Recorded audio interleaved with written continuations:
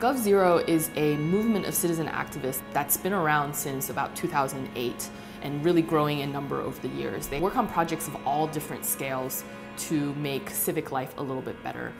They started off with the goal of forking the government by actually hosting remixed versions of government websites. The Sunflower Revolution showed the government that there was a lot of dissatisfaction, and during that movement, GovZero gained a lot of visibility by being the group that showed up with tech infrastructure. So they would come to gathering places where protesters were gathered and provide things like basic connectivity, cell signals. So through that moment, they really gained a lot of public trust to the point where the government realized they should really work actively together. The government appointed one of their leaders as a digital minister, and from there built a roadmap for working together that was really ambitious and I think has really been paying off.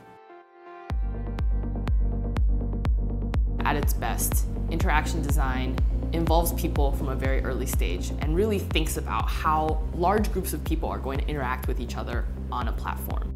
I'm so excited to announce that the Future Voice Award is going to the vTaiwan project, which is a collaboration between GovZero and the Taiwanese government. The vTaiwan project is a groundbreaking experiment in participatory democracy to figure out how to bring more citizens directly into the conversation about laws and regulations that are being passed. Participatory democracy has been something people have wanted to do for a long time, but it's really rare that you get genuine buy-in from the government stakeholders. vTaiwan is a process for average citizens to be able to weigh in on the laws and regulations that are being passed. A special piece of software known as Polis is used to visualize the consensus clusters that have emerged among the citizenry.